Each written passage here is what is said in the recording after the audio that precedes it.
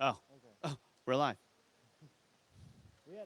We had to move. It was the camera was so it's I like, think all of us were melting. It's 110 degrees here today. and it's only 9 o'clock in the morning. Yeah. Where? Sorry, where are we? I don't know. Don't worry about it. Don't worry about it. So, guys, we're here live from Contact in the Desert.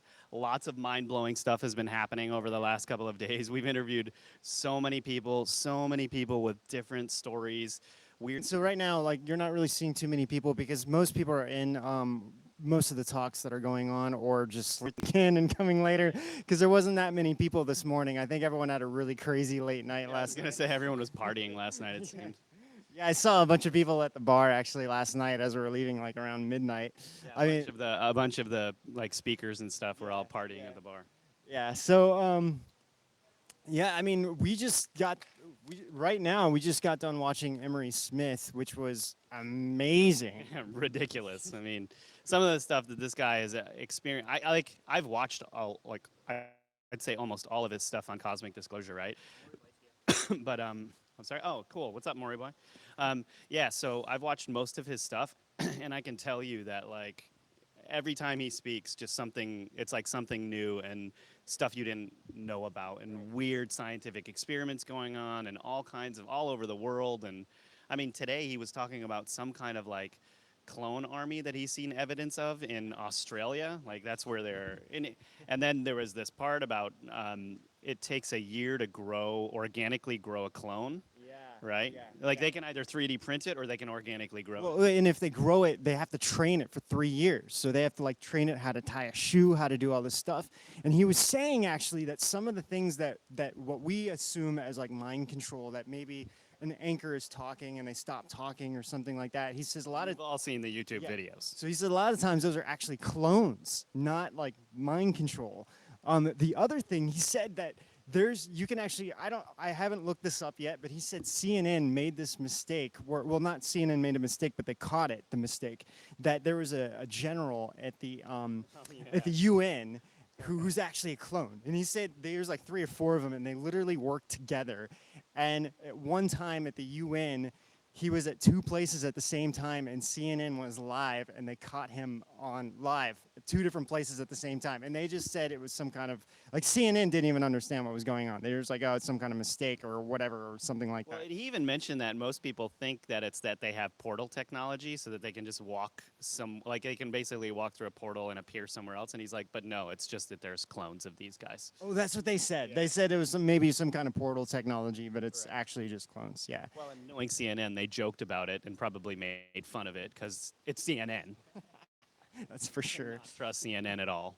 Yeah, and the other thing he really started talking about was this new kind of water that you can actually order on Amazon. Oh, yeah. So during this lecture, I ordered this water. Ben and we got a case of 24, and apparently this water, the way that they make it, It's from plasma. They extract these molecules from plasma, which turns in liquid form. So it's like a really super pure form of water. he compared it to water during the Jurassic period when lightning would be hitting water for like 4 days straight in a lightning storm, and it would charge the water to such a ridiculous extent that if you actually drank this water, it literally purifies like all these toxins in your body that you could otherwise not purify. And even gave an example, right, of some guy who had like metal poisoning or something. What happened? What did he say about He it? said this guy had like metal poisoning who started drinking this water, and then like It was within a half hour, the dude, or Yeah. something like that, that the dude had... 2 days. 2 days. Okay, sorry. But he drank this water, and then within 2 days, this like metal poisoning basically went away. It was Yeah, ridiculous. it was crazy. So we ordered this water to see what it would. Good. Yeah, yeah. Oh, so the mic is connected. Hey guys, sorry, it's super hot here. You're too black. You need to switch on. You're too black. You're too dark. Yeah. Here we go. All right. We're good. We're good. We're good. Go. We're live. We're live.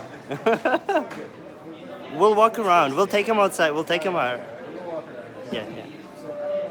Sorry, you guys, we're having some technical difficulties. Wi-Fi. Because it's so damn hot outside.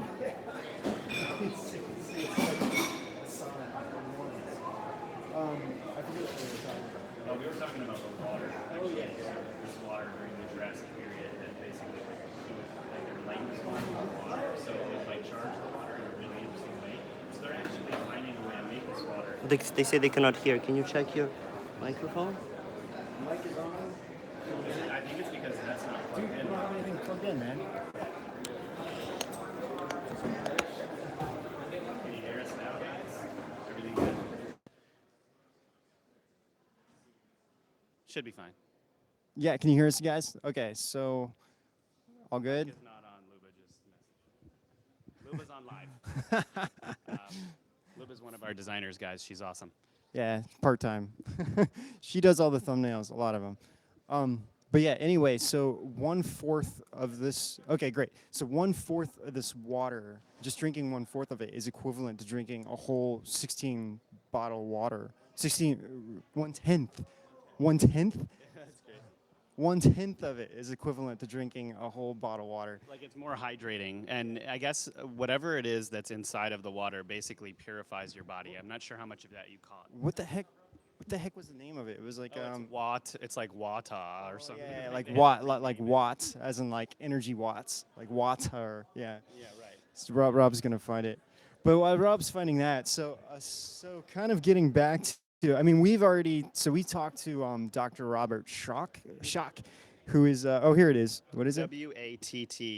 WATT-AHH, premium polarized water, but they're actually making this water from plasma, which is awesome. So we thought we would do like a 5-day series on drinking this water and see how our body changes. So we ordered it and we'll see what Yeah, happens. it's gonna be here like on the 10th of June or something. So we'll see what happens when it gets here. We'll try it and check it out. He was also talking about some kind of vitamin that people here have already started taking, and they said they feel amazing. I'm not really sure. I forget what it was called, but they sold out within all of it within like an hour. So I forget what it was exactly, but it somehow helps with anxiety and a few other things as That well. was that pill that he was talking about. Yeah, I don't. I don't know much about that. Yeah, but yeah, it was from Emery Smith, right? Yeah, I'm sure if you go to his website. Man, what was really fascinating about Emery, right? And he and his girlfriend, I guess, is his girlfriend, right? Yeah, she was in the She was same. involved in the same things that he was involved in, and they were both on this last panel, and both of them were talking about all of this stuff that he and her are doing in the health field to buy the patents for some of this stuff so that we regular human beings have access to it. And it was like really interesting because like this is all technology that's literally like 50 years ahead, right? Or 100 years ahead of where we currently are. I mean, we're talking about regenerative processes and stuff like that. You know, like actually growing organs, growing limbs from your DNA. And Yeah, I mean, he was basically saying with your no, I don't need it right now. But he was basically saying that they can 3D replicate using your own stem cells, any organ or limb even, and have it. And like, say your heart is not functioning, they can use your own DNA, replicate a 3D image of your heart, and put it back in your body, and then you'll be fine. yeah, using DNA, which is like wild, right? 'Cause So wild. all we have access to right now are like, yeah. Yeah. So this is literally like Westworld stuff. I mean, like if you guys watch Westworld, I watch Westworld. Not sure if you do, but like they're basically 3D printing these bodies, and they're like kind of androids, but also kind of organic. It's a really strange mix. The really sad thing is he said this is what has like destroyed his life, coming out talking about this, because I mean we've been trying to interview him and we're hoping we can. He's like the rock star of this conference. It's impossible to get close to this guy. All of the chicks love him. It's so funny. yeah, he's a huge, big guy. too. He's big. He's like 6'3" or something. It's Yeah. So we can walk over. around with around. you guys. We gotta carry a couple of things. Yeah, unfortunately we have to carry some stuff. We have the thing. So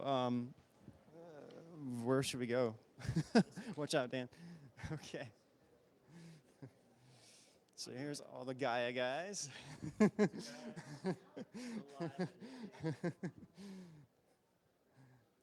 Yeah, so this conference is like pretty big. There's like 2 areas that you can walk through, and there's tons of tables here with like people selling all kinds of things, introducing all kinds of interesting concepts. Everything from like essential oils and things like that, to clothing, to like people who are like promoting magic and just alien abduction stuff, books on the moon. Ken Johnson has a table, and he's showing all of this imagery from basically the moon landings and stuff like that, what was actually on the moon, what they actually found before it was doctored up. There's a lot of interesting things, a lot of interesting people. And let's go this way. So, okay, so one of the interesting things is that Dan moving around has made me lost my train of thought. Go slow, bro. Yeah, you're going to back into a plant or something. Okay. Yeah. So yeah, the moon landings. So Ken Johnson basically kept a series of photos from the moon like expeditions. Right. He was asked to throw them away. Ken Johnson, if you don't know, is an astronaut. He was asked to throw them away, and or his boss, the way his boss worded it was like, "I don't care what you do, get rid of them." And he was like, "Well, get rid of them." So he took them home. Gotta love that guy. Sure. So these photos, before they were doctored, had evidence of all kinds of like stuff on the moon. You're talking about like ancient civilization stuff, lights from what looks like alien bases, glass domes, like really weird stuff. And he has them at his table. Like you can see them, and not all of them. I mean, it is stuff from far away, right? Yeah, But we talked to him, and we got all the footage and everything. So we don't want to give anything too much away right now, but we'll do a cool video for you guys for sure. We didn't even start going over what's going on with the Kubrick videos and all of that stuff, but we have all of the information on that now. So where should we? The other end? Okay. So right now, you guys, we're gonna go. So this place is huge. Watch out behind you, Dan. Go. Sorry, guys. It's first time. Yeah. Just go slow. It's okay. No worries. We're missing our fourth guy who's back at the hotel working on some video stuff. So editing, really. But anyway, so yeah, and then so we also interviewed Dr. Robert Schock, who how you doing? Hey, good to see you. Who's done a lot of research into the Sphinx, into the Egyptian pyramids, and he's been doing this for decades. And he was in a really famous documentary. Gosh, off the top of my head, I can't remember what it's called. I had it written down. But anyway, he was in a really famous documentary in the 90s. And he was really one of the pioneers. And he's been an archaeologist for forever. And he was one of the first people to really start talking about the Sphinx is older than it should be. And we had a really great interview. It was a great discussion that I had with him. So we're going to be doing something with him as well. Travis Walton, I'm sure that name is pretty big for you guys. That was awesome. So we got to get up and close with Travis Walton, who, as you guys know, that was what the movie Fire in the Sky was based on. And if you're following my Instagram feed, you probably saw a story about Travis on there. Yeah, so we actually got to ask him a lot about the alien abduction that he had and what his thoughts are now after all of this time, which was really interesting. Yeah, we'll be getting into that. Obviously on the show, you'll be seeing more about that. And that was like really cool to meet him. We also, along the lines of the pyramids, we interviewed a guy named Carson. What was his first name again? Billy Carson, sorry, Billy. There's so many new people that we've met. So he's an expert on pyramids as well, and careful. He's an expert on pyramids as well, and actually his story about how the pyramids aged and stuff was really interesting. We have an interview with him that we're gonna be showing. You know, a lot of this stuff on the pyramids that everyone's heard, I think you guys are probably all really smart and aware of that, but it's a lot of BS, to be honest. So it's been really interesting to dig into that and find out more about that, ancient civilizations all across the solar system, actually. So. Mike is stopping his workout to watch you guys. Thanks, Mike. Don't skip leg day, Mike. So right now we're getting ready to go into the next building. A lot of stuff going on over here too. This is where a lot of the booths are. And again, you guys were kind of like trying to guide our cameraman here. Slow down, Dan. All right. So actually, let's turn around, Dan. because this is a better view over here, Careful, careful. and you can go straight now. Well, I guess we can't go straight. Come a little this way. So maybe That's Emery Smith in the background right now. That's Emery Smith, and he's like a lot of people are crowded around trying to ask him questions. Hi. Hi, how are you doing? Good. So yeah, we've got Emery Smith in the background. He's talking probably to a lot of people. Let's go over there and just get closer. Yeah. Rachel.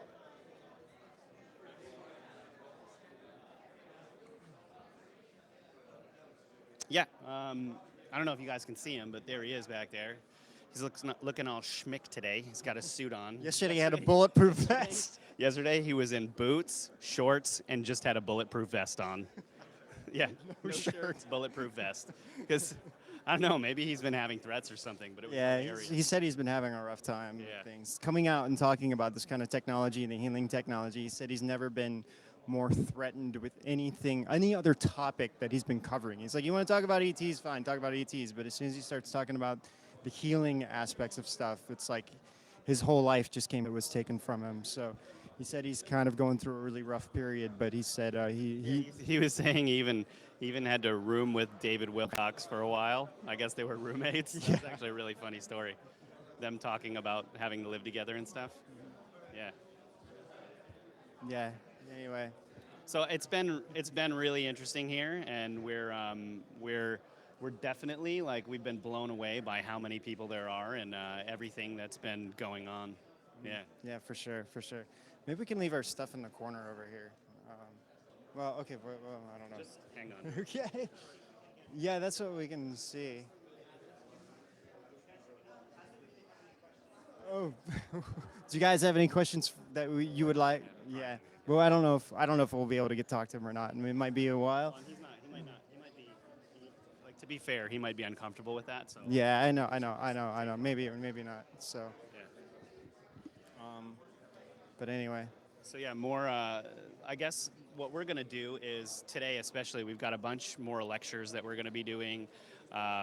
We've been going to basically like talk after talk of all of these guys and just seeing everything. There's been a bunch of panels. David Wilcock has had a few panels. The panels have been really interesting because you're getting multiple perspectives from different people, and they all align, basically saying similar things about what's actually going on. Yeah. I was really impressed with, is her name Linda Moulton Howe? Yeah. Yeah, so she was too. Yeah, she's a researcher, and you know, I kind of wasn't sure about her after seeing her on the Ancient Aliens episode, along with a couple of other people. But actually, I have a feeling that Ancient Aliens episode was a lot more devious than.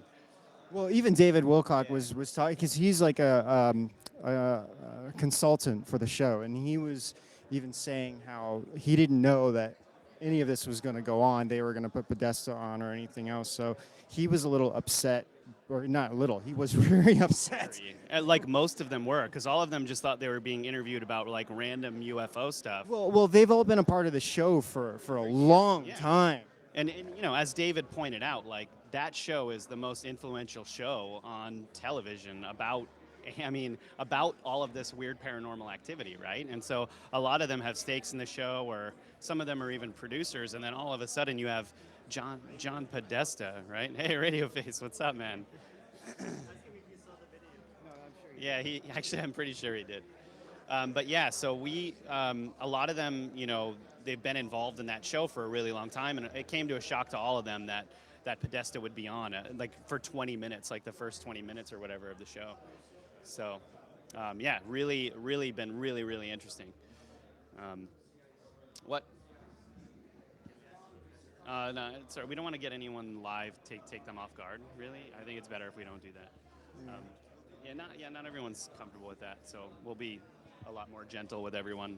But getting them in the background's cool. Yeah. So yeah, okay. Also, yesterday I attended a lecture. The fellow's right over there. He's from Massachusetts. So the fellow's right over there. I, for the life of me, can't remember his name. Anyway, he's wearing plaid. Dan, you want to get him in? So this guy actually, he's a stone mason expert, basically from Massachusetts, right? And This guy actually has been studying megaliths, like stone megaliths, for a really long time, studying the technology behind them. What was really interesting is after that, he went into an enormous amount of evidence of giants. I mean, giants across the entire world. All of the different cases from 1800s, 1900s, giants, giants, giants, giants, giants. All of the stuff that was found, all of the stuff that was hidden. Why isn't anyone talking about this? Dude, there were giants. I mean, crazy stuff. You're talking about like anywhere from 70-foot giants to 12-foot giants to 9-foot giants. There's tons of giants. It was an awesome lecture. Yeah. And so, like, that's basically what we're getting over here. Hey, how you doing? What's your name? Scott. Nice to meet you. Nice to meet you too. What are you doing here, Scott? Just coming to check out all the festivities, you know? Are you having fun? Absolutely, absolutely. Learning a lot. Let me ask you a question. So, you know, a lot of people, this gets the, you know, like the reputation of being kind of like a weird conference for people to come to. I personally haven't found that. I think that it's weird. It's fun. It's funny telling people where you're going. You know what I mean? You're like, oh yeah, what conference you going to? And you're like, oh, contact in the desert. Oh, what's that about? You know, ETs, aliens, a lot of stuff. You know, they're like, okay. But it's been like really, really fun, right? It's great. It's great. What's the most interesting thing that you've learned since you've been here? Oh wow. I mean, I've Emory's blowing my mind over there. I tell you that. That's probably one of the coolest things I just experienced. Just been over here for an hour just now, just listening to Emory. It's like a one-on-one conversation almost, man. I asked him a bunch of questions. Everybody was asking him questions. That was really cool. And then, of course, I seen Corey earlier. And David gave a couple new intel drops last night. David Wilcox. Right? David Wilcox, yeah. So that was cool. So, yeah. So, Scott, tell us, where are you from? I'm from Baltimore, Maryland. Baltimore, So, Maryland. yeah, quite a trip. Yeah, I used to live in Washington, D.C. for a while, so yeah. So, hey, thanks a lot for stopping by. This is Edge of Wonder. Edge of Wonder. Yeah, we're I gonna. haven't heard of you guys. Want to give him a card, and we doubt, started no only doubt. 4 months ago. Alright, But check I us will out. We do videos on all of this stuff. Yeah. I'm Yeah. trying to be a curator of all this information. You know, I'm all across the spectrum with all this stuff. Fascinating. Right? So fascinating. right. Can't get enough. Can't get enough. I'll definitely look you Thank guys you so up. much, Scott. Thanks for No stopping by. doubt. No doubt. Absolutely. Have a good one. No doubt. All right, thank you. I'm wondering if we should end it to try and talk to Emery and then come back on later. Yeah. What? Oh, sure. So, actually, if you want, you can go over there and start trying to talk to him if you want me to talk about some things for a little while. We're trying to figure out how to talk to Emery, guys. But we don't want to stop the live feed either, just because this is a good time to be live right now. Don't feel bad, man. You should go try to talk to him if you can. But I mean, it would be good to get it on camera, though. Well, no, we already talked about this. We don't want to. We set up a proper interview with him if you can, right? And then, Well, you know, he just told me to come by his booth and just talk to him. but a proper interview that we can put on the show, right? Okay. Ben's gonna go take care of this. I think I got this. Yeah. So anyway, yeah, the Giants stuff was really fascinating, especially since right now, you know, on our own, we're doing a bunch of research on giants for a giant show. You know, we did one on gnomes. That was it was a fun episode, but it was a little bit limited. We want to get more into little people as well, but the giants thing, like, I was just totally blown away at how much evidence there actually is, because, you know, this is stuff that's being extremely hidden from us. I mean, it sounds like there's stuff they found with, you know, dinosaur bones and stuff. I got to show you this map that I took a photo of that he had, where it shows how many giants were actually found in the U.S. I'm going to try to get close to the camera so you guys can see this, but this is how many cases of giants have actually been found in the U.S. Look at how many there are across just the U.S. I mean, this is just the U.S. There's a ton found in the U.K., a ton across the world. You know, also, one of the interesting aspects of his lecture particularly, he's not standing over there anymore. I promise I'll find his name and let you guys know. Better if we come over there. Okay, sure. Let's do that. So one of the interesting aspects of his lecture particularly was he was talking about the humans with the large skulls. So, excuse me.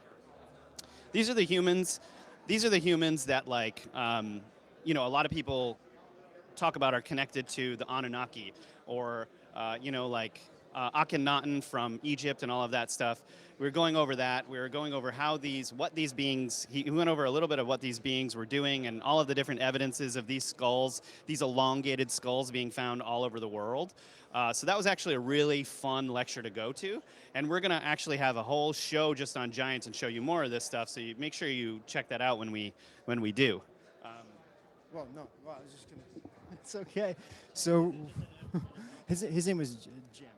What? Jim. The guy behind me. Oh, his name is Jim.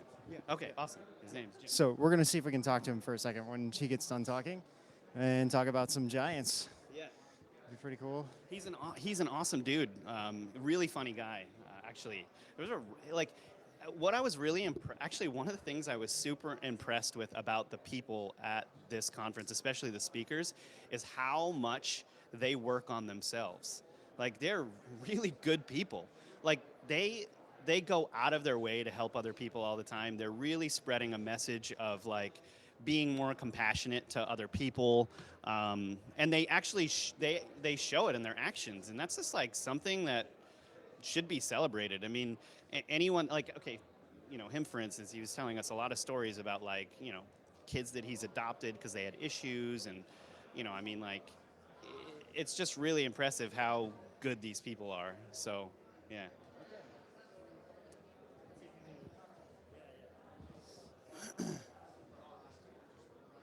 Well, we'll see. Can you ask him if he's comfortable with being on camera? Okay. Yeah, we don't want to get anyone off guard, Sure, thanks. Sure, yeah. No, that's not mine. Yeah. I got mine. The New York Giants. Why would you be? Oh, the New York Giants. Nice. So no serious, right? Yeah. Jim, I'm from Rhode Island actually. So yeah. So when I heard you up there talking about the Patriots yesterday, I was laughing because I watched your whole lecture there. We got to get Tom in freaking camp. Yeah, You know what I mean? Yes. Yeah, I love Rhode Island. Really cool. Yeah. So what are you guys doing? So we have a show. It's called Edge of Wonder, and we actually have We actually have a show that covers all kinds of weird paranormal activity, anything weird going, conspiracy theories. Like the reason why I went to your lecture is because we really want to cover giants actually, and that was like the showcase of. I mean, I couldn't believe all of the evidence of giants there was out there, and first of all, you've been doing this for a long time. You're a stonemason. You got into this because you were doing a lot of that work and studying megaliths and things like that, right? Yeah. How did you find all of this information on giants? Like where? I mean, obviously this has taken you years to collect all of this information. But do you have any advice for people who are looking into this? Where to go? Or Yeah, be single. words of wisdom. Well, I'm like a research freak, so I'm like a cop who's up at 3 in the morning with friggin' 10 cups of coffee, trying to unravel a mystery. I got like 70 tabs open on my computer. What I first did, I was looking into Native American stonework in New England and the idea that natives built, stone structures, and I started to find in the old records these accounts of giant skeletons on Earth. So I read through thousands of pages of town and county histories originally, which is mind-numbing in its own right. But then I started to use like Google search engines and keywords. A lot of the research that's coming out now from antiquarian sources is being generated by the ability to use like search engines. So I can do thousands of hours of research in a couple hours. So I started to find the same specific and bizarre anomalies noted all across the country in an age of inefficient communication that could never be hoaxed. So I'm trying to make this like really cogent argument that like, let's look at double rows of teeth all around the country, jawbones that fit over the face. Then I had a TEDx talk. Yeah. It was the #1 TEDx in the world, and then they took it off the internet. Why did they take it down, you think? Because the idea of, it's science versus religion, because science wrested away control from religion in the 1800s. And rightfully so to some degree, because religion has its own errors. But science was like based on like really racist attitudes, and that's like Great Flood, giant stuff. That doesn't exist. So you created a paradigm that did not include giants at all. So even though in the Smithsonian Anthropology Archives, all these respected professionals would admit these things and measure a stationary object, it's not like a supernatural or a subjective thing. It is the sober measuring of a stationary object from a burial mound with artifacts and context, reporting the most wild and ridiculous, finds like skulls and jawbones from mammoth people. And the early explorers all identified giant native chiefs and rulers, and then all around the world, I don't want to get long-winded, but the mystics, Rudolf Steiner, Edgar Cayce, Madame Blavatsky, the Freemasons, the Rosicrucians, Plato, and on and on and on, all say that Atlantis existed.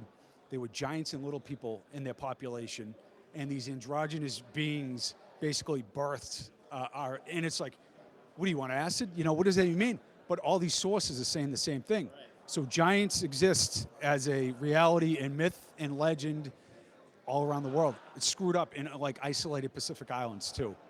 So, okay, so your TED Talk was taken down. Was it some kind of conspiracy to hide this crap? What do you think it was? No, I think it's just, a run-of-the-mill science. Like, yeah, that's great. I wasn't even making a hypothesis. I was like, just sharing as a historian this information. Like, isn't it interesting that in scientific documents all around the country, they're talking about double rows of teeth and jawbones over the face and these skeletal finds? It's like, that's not compelling, But then at the end, I started to go off on the Smithsonian taking money from the Koch brothers to obfuscate the truth about global warming and these whacked out permanent exhibits that Jane Mayer wrote about in the New Yorker. And the installation says, in the future, people may live underground with like shortened bodies and curved spines to avoid climate change. It's like so effed up, and it's in the Smithsonian in a permanent exhibit because the Koch brothers want to pretend that global warming doesn't exist. So I think that probably got to take it. Like, this guy is like running his mouth in the wrong direction or whatever. But it actually gave me the street cred to do a show, to work on History Channel, to do conferences. So they inadvertently turned me into a monster. That's great. That's exactly what we needed. Thank you. I am a monster, yes. So tell me, oh yeah, go ahead.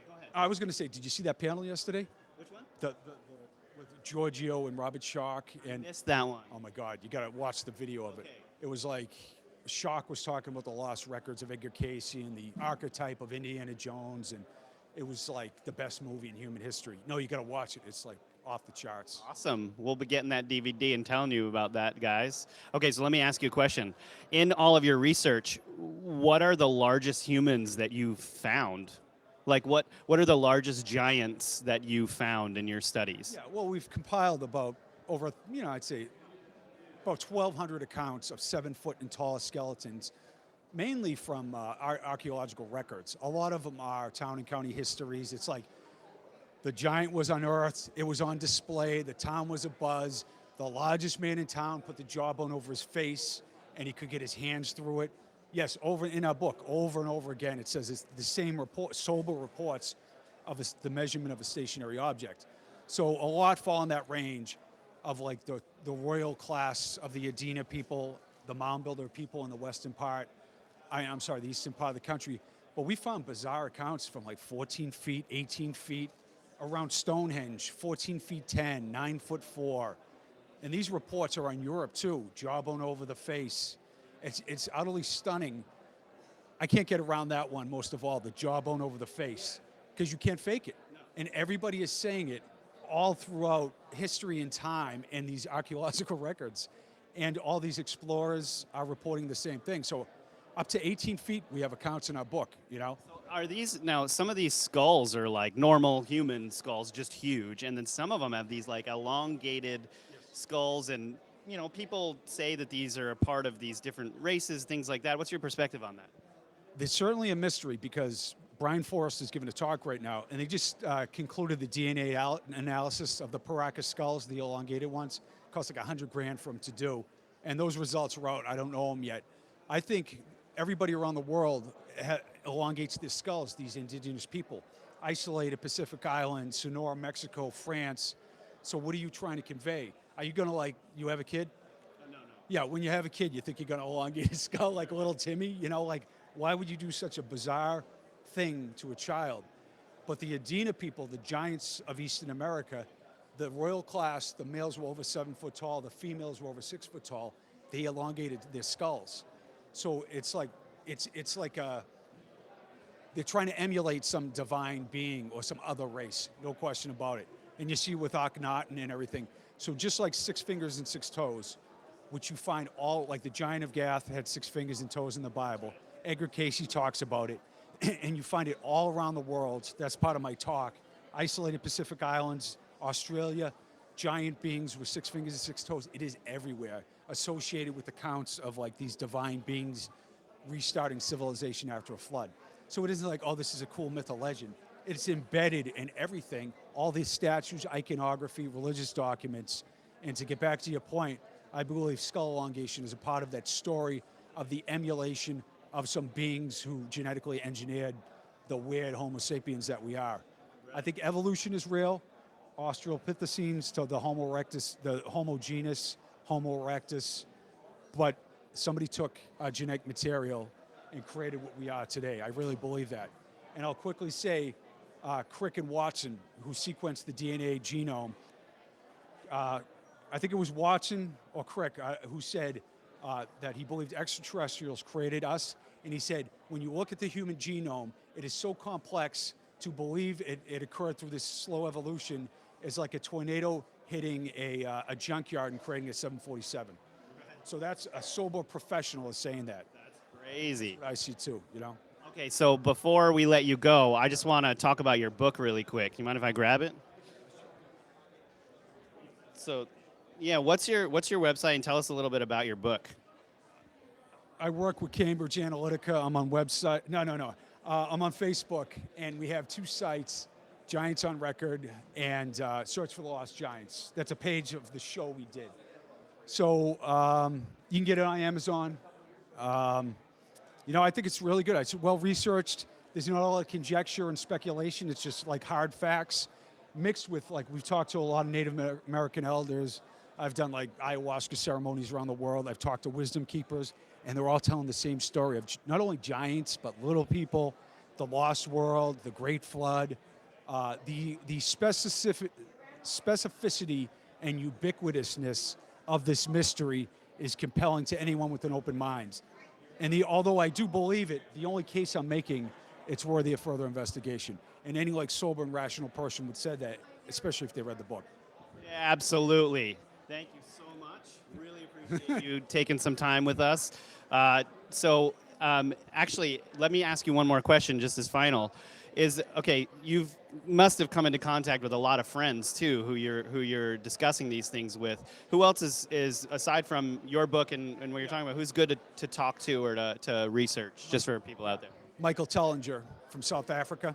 He believes he might have encountered some giant bones, and they're getting them analyzed now. Eric von Daniken, they're talking about like a giant mummified finger they just found or something. Giorgio, as you saw, if you see the panel, like the idea of giants is just woven into the fabric of the lost world, the great flood, the Bible, myth and legend, UFOs, elongation of the skulls. It is all an intertwined, holistic story. It's all connected. It's all connected.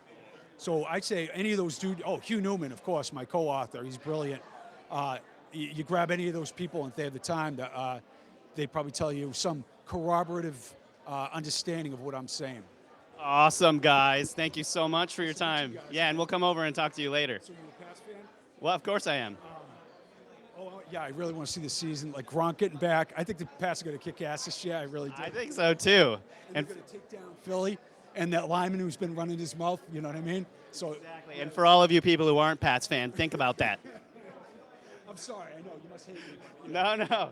I love you. That's awesome. Thanks, brother. Great place to talk about this too. Hey, man, that was cool. Yeah, I'm glad.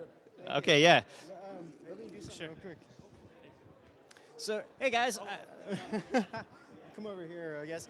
So, this is Mike, and he's a volunteer here. I just thought it'd be kind of interesting to talk to you about your experience here and how's everything been and what's it like being a volunteer and why did you volunteer? Yeah, so Well, actually, first say your name.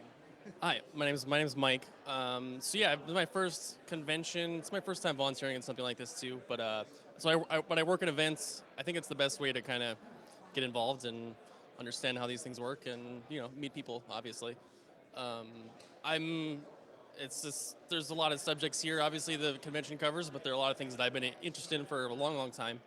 And seeing the presenters and everyone that's come, it's just kind of a one of a kind opportunity. So it's a lot of taking in. I think like it takes. I think it'll take me a lot more time to process everything that I kind of learning and taking notes, and a lot of presenters that I wouldn't have gone to otherwise. I kind of get exposed to. So it's been really great. So what got you involved with like UFOs and all this stuff and kind of strange phenomena and whatnot? So I think for me it was kind of gradual. I read a book by Dan Sherman when I was a teenager called Above Black, and it was the first time I read something by someone who just sort of staked their whole reputation on their personal story about his particular line. Like he was in the military, and he was giving the book away for free, and it just seems like it wasn't overly embellished. And so I think in general in this field, like you have to take certain people's stories at face value or evaluate their personality and their integrity over a long period of time. But I realized, okay, well, if one person's willing to do this, like what else can I find? And this was only a few years after Greer, the Disclosure Project, and so there's mountains of testimony and other things to kind of sift through. And then I think at a certain point your cup just gets really full, and you're like, how do I go through all of this material, right? So I sort of looked for people like Richard Dolan or Valet, who are taking in huge swaths of information and trying to create their own hypothesis or build around that kind of stuff. So and then I think eventually you want to go even closer to the source and meet experiencers or people that have their own personal story to tell. And so that's kind of one of the things here. I think that you can throw a rock here and meet somebody that's had some sort of unique experience or has some sort of particular story and try to understand how that connects or feeds into everything else around here. So what was the best experience you've had so far? Like the most interesting speaker that you saw? Or So Adam Curry's talk was really fascinating. He's doing some really just mind-blowing work with computer brain interfaces and that I was not aware of. And I love Dean Radin and the general sci field in general. I did not know that existed or that was possible. But the best talk so far, hands down, was Michael Sheehan yesterday. I think he was coming right off the Disclosure panel, and he just had some really targeted comments about the whole field in general and just the overall approach that we kind of need to take to bring this to the next level and up the integrity. And it was just his background is so impressive, and he's very articulate. He's been doing it for so long. It was just very impressive. Absolutely. Cool, man. The state of disclosure. Well, this is a huge topic, but I mean, according to like David Wilcock, what he was saying, did you listen to what David Wilcock was saying? Not. Okay, so I would highly recommend this. His B right after his B presentation. Yeah. Right after So he was basically saying that what they use as like the cabal, shadow government, whatever, Illuminati, their like big thing was Antarctica that they've been hiding. That is like but they were going to release it slowly about really the truth, and that how Atlantis is actually Antarctica, and that there's this entire pristine, like almost like a city that has been preserved underneath Antarctica. That these ancient ruins and everything, nothing's been destroyed. So he was saying that is going to be the full disclosure. And what's happening is that the Earth is going through this shift, and through the solar flares, what they're doing, heating up the ground there, everything is melting, and you can already see the pyramids and everything sticking out in Antarctica. Well, I don't know how much so what they're working on a documentary that's going to expose all of this and actually show some of this in a documentary and everything else. And when that happens, they were saying it's going to be a game changer for disclosure. Like a lot more people is going to know the truth about really what's going on and what's there. So I don't know exactly when this is going to happen, but according to what David Wilcock was saying, that this will probably be the last speeches in a while, or last conferences in a while, or that before all of this starts happening with this big, massive disclosure. So, and with what Emery Smith is working on and some of these other guys are talking about, a lot of people are saying they're kind of sitting on a lot of information that they haven't really absorbed yet because there's a lot going on, especially related to AI and the whole atmosphere of that thing and how scary it actually is. And it's like humans doing things and just being human and messing with things that they shouldn't be messing with. And it's like, but they're also explaining it that there's two things. There's benign and then there's like the malevolent ones. And if you have malevolent people working with AI technology, the technology is going to be malevolent. If you have benevolent people working with AI technology, then that technology is going to be more benevolent.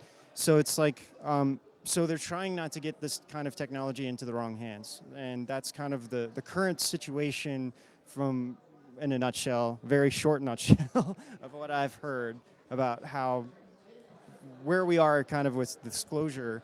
I don't know if you want to talk anything more. Yeah, I guess I'm more of so I went to Stephen Bassett's talk. I think it's important to make a distinction on how we define disclosures, and I'm more aligned with his definition. So it's defines disclosure as an event, not a process. Yeah. And he would characterize it more as the official acknowledgement of some form of extraterrestrial contact or whatever relationship or in history. You know, if we equate it with this just revealing of new knowledge or de-occulting, I think it kind of muddies it between the two. Now, I don't personally think like the likelihood of, you know, Bassett's version is very strong. But there obviously is all of this information, all these researchers doing fascinating work, you know, that's valuable. So I think in some ways it's not disingenuous, but I think it does a disservice to the word and the concepts you attach it to or equate them as one-to-one, because they're not. We need to have some consistency and be able to make the distinction in the field so that we know which ones we're actually driving toward, because like Bassett in particular is he's so adamant and he's pushing very hard in one direction, you know, whereas Wilcock and everything that his research completely different direction. Right, because I'm sure everyone would like to know what sort of stuff that he's going to come out with, or what sort of evidence is there. I guess they're separate things. Sure. All right, you guys. So, well, thanks so much, Mike, and enjoy the rest of your day, and hope you have fun. So, all right. Thank you. I think we should probably wrap it up here, and because let's see, is Emery Smith still back there? Emery's still there, and we gotta meet with this guy Jordan, who's Okay. the Let's first try to talk with Emery, and then let's see. So, hey, you guys, we're gonna end it here, the live feed. We're gonna try to go live a little bit later on in the evening, like maybe keep an eye out for us. maybe around like 6 p.m. San Francisco or California time, which would be like 9 East Coast. Sure. So I don't know. To who? Dina. Hey, Lena, how are you? Dan says hi. It's Dan's wife. Okay, guys. So yeah, we're gonna be live later. Thanks, you guys, for watching. Definitely make sure you keep up with us. I'm gonna make sure we go live, because every time we try to go live.